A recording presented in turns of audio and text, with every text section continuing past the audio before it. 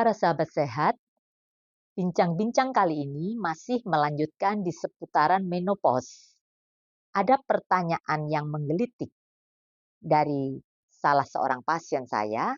Dia bertanya, "Dokter, kalau saya sudah berumur 50 tahun, kemudian saya ini sudah tidak haid selama 1 tahun."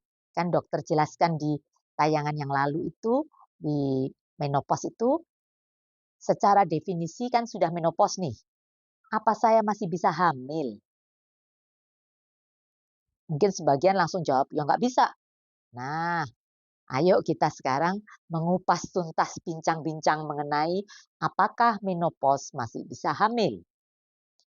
Yang pertama perlu dipahami sekali lagi mengenai definisi menopause yang sudah pernah saya jelaskan, yaitu secara berturut-turut 12 bulan tidak haid, tapi bukan karena pengaruh KB. Jadi misalkan ikut KB suntik, tidak haid selama 2 tahun. Begitu dia lepas KB kok masih dapat haid lagi, berarti ya belum menopause kan? Atau seorang ibu tadi yang katanya berusia katakanlah 50 tahun, dia tidak haid 6 bulan, kemudian haid lagi. Tidak haid 9 bulan, haid lagi. Tidak haid 3 bulan, haid lagi. Artinya dia belum menopause. Kalau betul-betul menopause secara berturutan 12 bulan tidak haid dan tidak ada pengaruh KB, dan biasanya didahului dengan gejala-gejala klimakterium perimenopause seperti hot flashes, jadi wajah berasa panas, kemudian suka berkeringat, ya, kemudian malam hari suami mancal selimut karena dingin, kita buang selimut karena kepanasan, persendian sakit semua, agak sensitif, sedikit mood swing begitu, emosinya jadi labil, dan macam-macam itu yang merupakan gejala-gejala perimenopause dan kemudian dibuktikan dengan tidak haid secara berturut-turut 12 bulan, memang dia sudah menopause.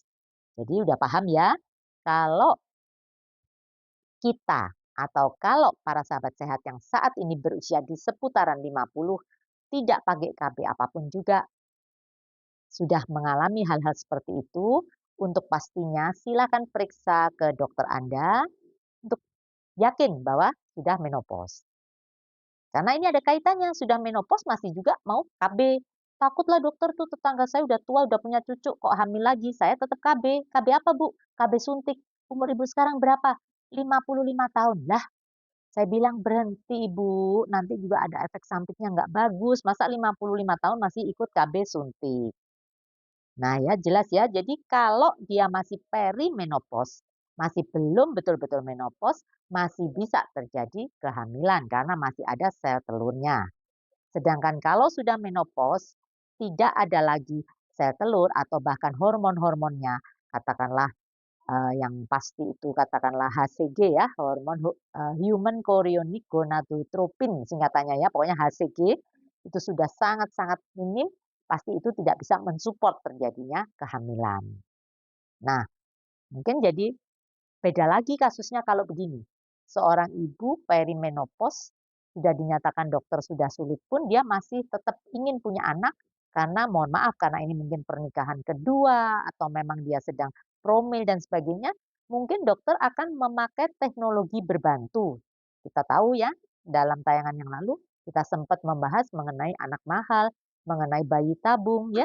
Jadi bayi tabung kalau itu sudah dibantu, artinya walaupun hormonnya HCG-nya rendah, ditambahi begitu ya, disuntik dan sebagainya. Kemudian sel telurnya mungkin bisa diambil walaupun tinggal sedikit, bisa dimatangkan, diperbesar dan sebagainya. Jadi prinsipnya dengan teknologi berbantu ya, jadi tidak alami begitu.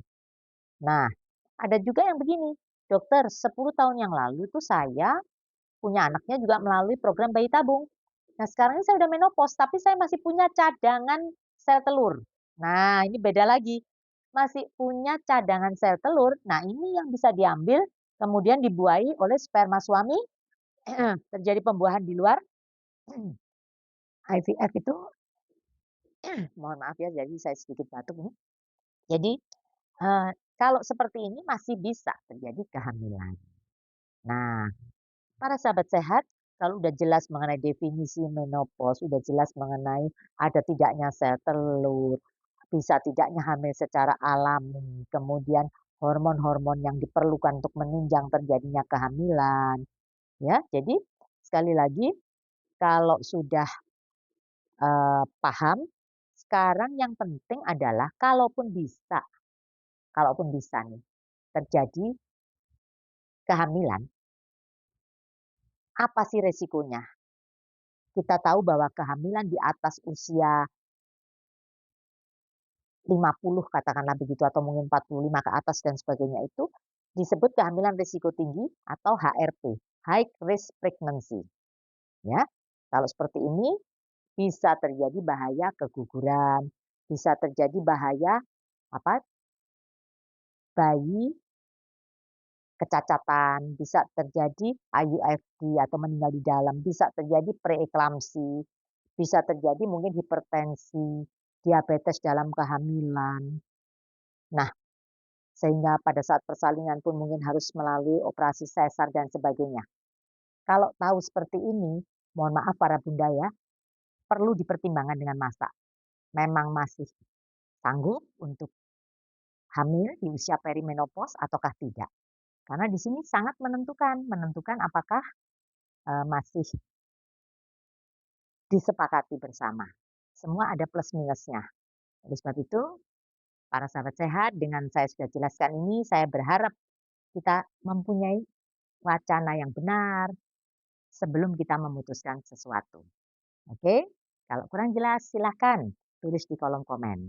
Dan kalau ada manfaat daripada video ini, silahkan like, subscribe, and share ya. Share kepada siapa yang memerlukannya. Salam sehat dari saya, dari Kota Malang.